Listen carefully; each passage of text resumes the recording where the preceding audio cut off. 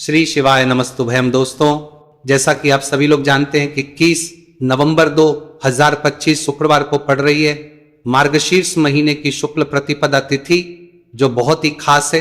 और दोस्तों, ये वो तिथि है जो कि मार्गशीर्ष महीने में शुक्रवार को पड़ रही है, तो इस दिन का महत्व और भी अधिक बढ़ जाता है। पूज्य गुरु जी ने कहा है कि अगर कभी भी मौका लग जाए और मार्गशीर्ष महीने की प्रतिपदा तिथि शुक्रवार को पड़ जाए तो इस दिन आपको 11 गेहूं के दाने वाला उपाय जरूर करना चाहिए, क्योंकि ऐसा संयोग बहुत ही कम आता है। और दोस्तों, इसी दिन किया जाने वाला पंडित जी द्वारा बताया गया 11 गेहूं के दाने वाला उपाय आप लोगों को जरूर करना चाहिए। और अगर आप लोगों ने इस उपाय को नहीं किया है या किसी कारणवश नहीं कर पाए हो तो प्रतिपदा तिथि के दिन इस उपाय से मत चूकना। दोस्तों देखिए, यह दिन इतना खास होता है, इतना महत्वपूर्ण होता है, देखा गया है कभी कभी बड़े बड़े पूजा पाठ अनुष्ठान से जो मनोकामना पूर्ण नहीं होती है, वो मार्गशीर्ष महीने के शुक्रवार के दिन एक छोटे से करने से ही आपकी मनोकामना पूर्ण हो जाती है। और बहुत सारे लोगों ने इस उपाय को किया भी है और उनको इस उपाय को करने का फल भी जरूर मिला है। अगर आप लोग भी इस उपाय को प्रतिपदा तिथि के दिन करना चाहते हैं तो आप इस उपाय को पहले अच्छे से समझ लेना, सुन लेना, उसके बाद करना, आपको इस उपाय का फल जरूर मिलेगा। देखना, आपकी सभी मनोकामनाएं पूरी हो जाएंगी। दोस्तों, हम आपको यहां पर बता दें कि ये जो गेहूं के दाने वाला उपाय, ये उपाय पंडित जी ने अपनी अभी की शिव महापुराण की कथा में ही बताया है। और इस उपाय को करने से आपके घर में चाहे किसी भी प्रकार की दुख और समस्या क्यों ना चल रही हो, आपको उसका कारण भी नहीं पता है कि भाई ये समस्या किस कारण से चल रही है। उसका कुछ भी कारण हो सकता है, जैसे पितृदोष हो सकता है, काल सर्प दोष हो सकता है, या किसी भी तरह का मंगल दोष भी हो सकता है, और भी बहुत तरह के दोष होते हैं, कुछ भी हो सकता है। पर आपको इसको करने के लिए अपने दोष को पता लगाने की भी जरूरत नहीं है। आपके घर में किस कारण से इतनी दोहक और परेशानी आ रही है, वह भी आपको पता लगाने की जरूरत नहीं है। बस शुक्रवार के दिन इस उपाय को कर लेना, क्योंकि इसी एकमात्र उपाय को करने से आपके पूरे घर परिवार में सुख और शांति हो जाएगी। आपके घर में अच्छे अच्छे काम होने लगेंगे। आपकी जो भी मनोकामना होगी वो भी धीरे धीरे करके पूर्ण होना शुरू हो जाएंगी। अब हम समझते हैं इस गेहूं के दाने वाले उपाय को आपको करना कैसे है, किसको करना है, किस समय करना है और कैसे करना है। देखो, उपाय बिल्कुल आसान है, बस समझने वाली बात है। ध्यान से समझिए, उसके बाद ही आप लोग जो है इस उपाय को जरूर कीजिएगा। लेकिन उससे पहले जो भी मेरे भाई, मेरी प्यारी बहनें आज चैनल पर पहली बार आए हैं या मेरी आवाज आज पहली बार सुन रहे हैं, अगर आप भी महादेव के सच्चे भक्त हैं तो वीडियो को और चैनल को सब्सक्राइब जरूर कर लें और कमेंट बॉक्स में लिखें हर हर महादेव, जय भोलेनाथ। अब सबसे पहली चीज हम लोग ये समझते हैं कि इस 11 गेहूं के दाने वाले उपाय को इस शुक्रवार के दिन किसको करना है। तो देखिए, इस उपाय को घर के सभी सदस्यों को करने की बिल्कुल भी जरूरत नहीं है। घर में से कोई एक मुख्य बड़ा सदस्य ही इस उपाय को करेगा तो उस घर परिवार के सभी सदस्यों को इस उपाय को करने का फल मिल जाएगा। पर वो बड़ा सदस्य कौन होगा, कौन व्यक्ति इस उपाय को करेगा, तो यहां पर देखिए हम आपको बता दें, घर की बड़ी माताएं, बहनें होंगी, घर की बड़ी माताओं, बहनों में से कोई भी एक माता बहन इस वाले उपाय को कर सकती है। अपने पूरे घर परिवार के लिए घर में सभी सदस्यों को इस उपाय को करने की जरूरत नहीं है।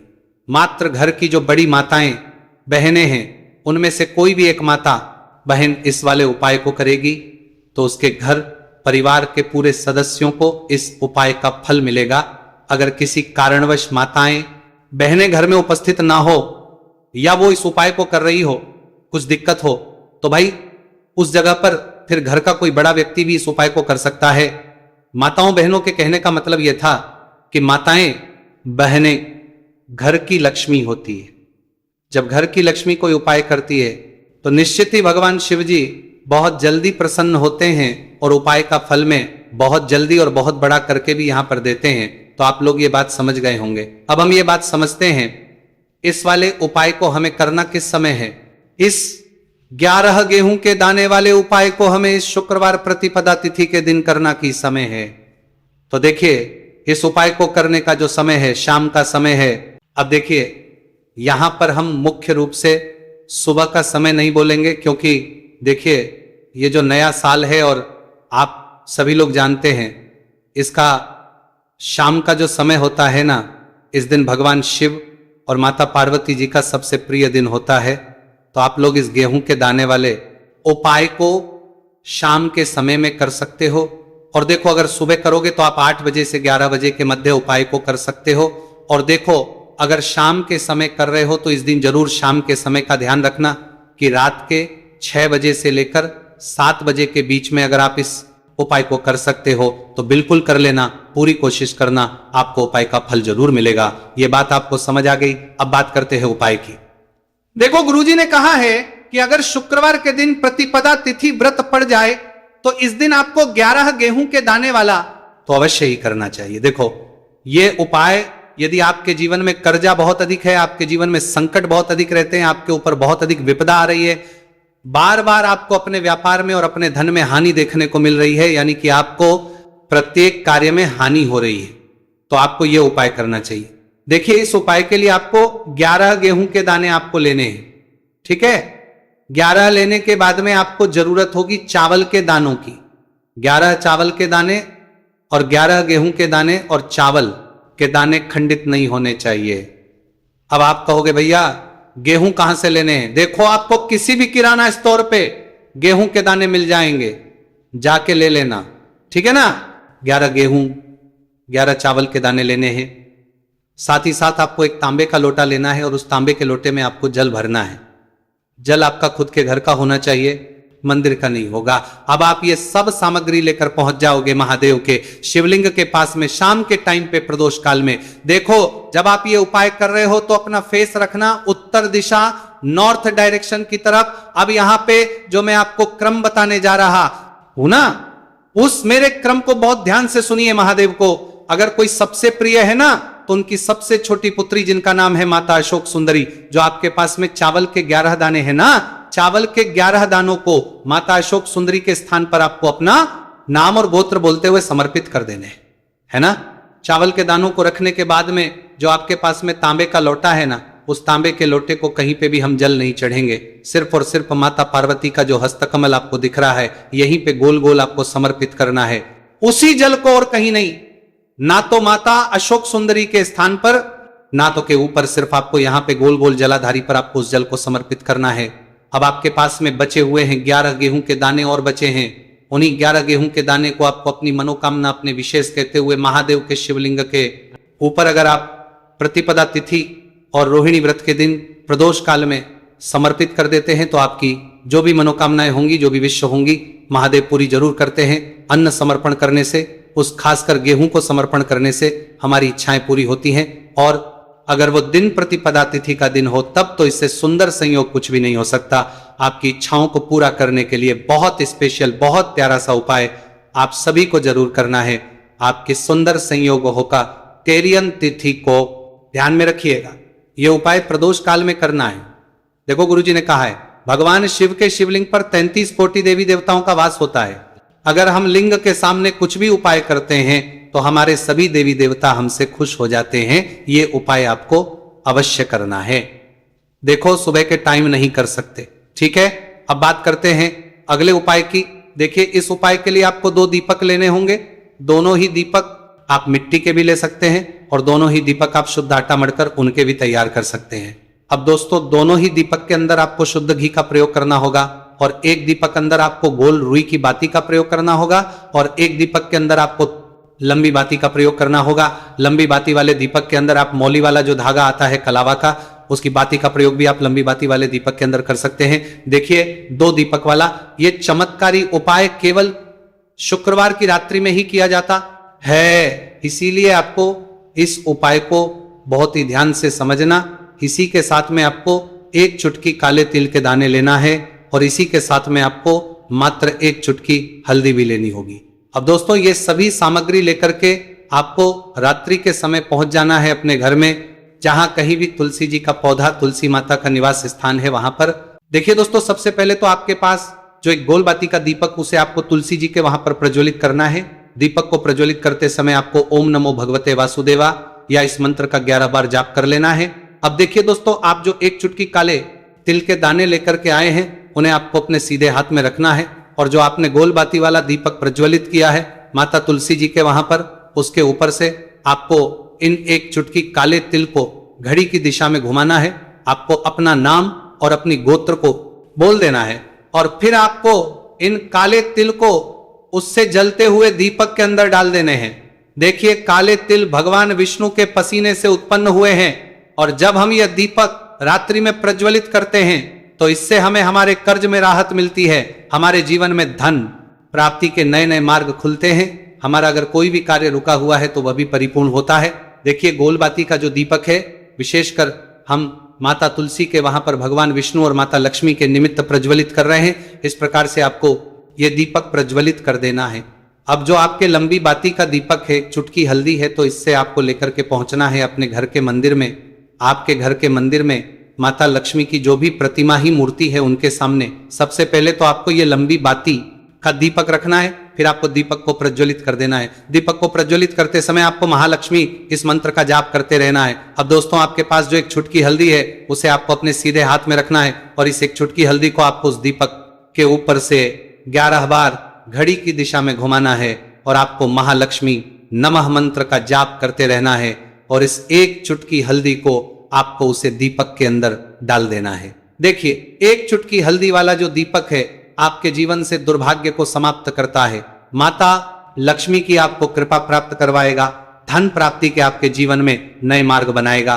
देखो, अगला उपाय है वो भी बहुत ज्यादा खास है। तीनों उपाय को आप जरूर सुनना, क्योंकि जो आपको अच्छा लगे वो उपाय आप कर सकते हैं। देखिए, इस उपाय के लिए आपको 2 हरी इलायची लेनी होगी।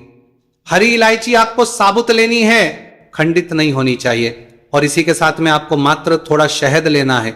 शहद आपको मात्र आधा चम्मच या फिर उससे भी कम ले लेना है, और इसी के साथ में आपको एक दीपक ले।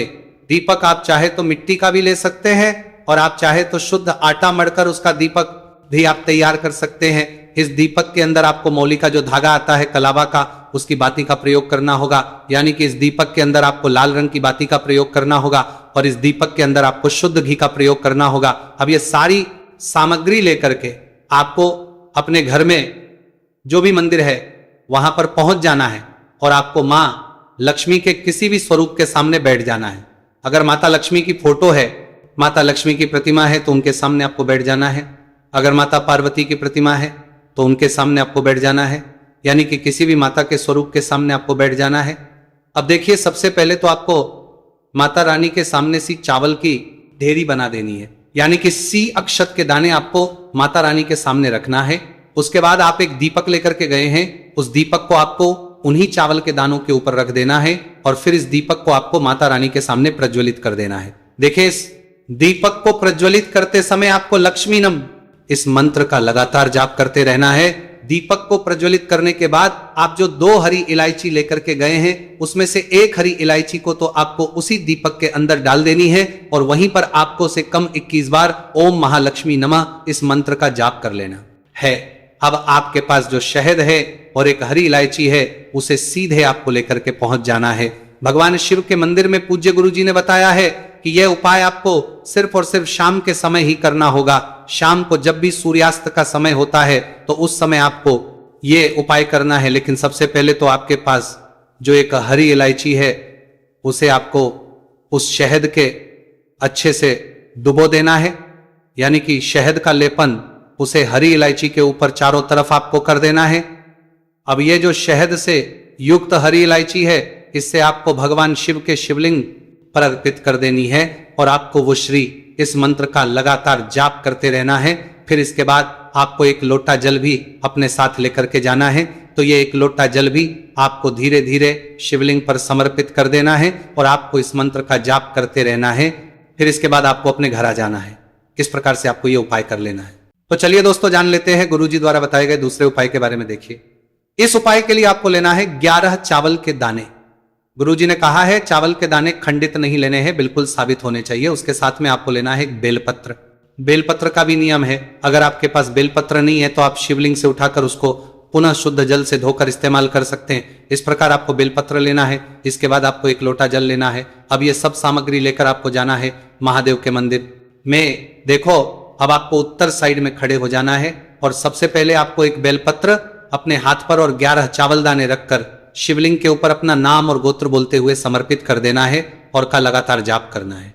अब आपको जो एक लोटा जल साथ में लेकर आए थे उसे धीरे धीरे बेलपत्र और चावल दाने के ठीक ऊपर आपको समर्पित करते जाना है और शिव पुराण के मूल मंत्र श्री शिवी का 11 बार जाप करना है और अपनी मनोकामना बोलते जाना है। देखो बस छोटा सा उपाय करना है, देखना एक दिन आपके सब काम बनने लग जाएंगे।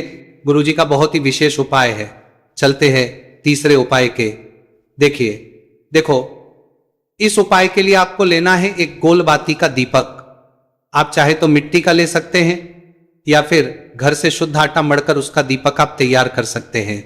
इसके बाद आपको लेना है शुद्ध गाय का घी। अगर वो नहीं है तो कोई भी देसी घी इस्तेमाल कर सकते हैं जिससे आपको दीपक प्रज्वलित करना है। देखो अब ये सब सामग्री लेकर आपको जाना है प्रदोष काल में आपके घर पर तुलसी जी के घेरे के पास में। देखो ये उपाय तो आपको अवश्य करना है। देखो वहां पहुंच सबसे पहले वो दीपक आपको प्रज्वलित कर देना है और ओम नमो भगवते वासुदेवाय नमः का 11 बार जाप करना है।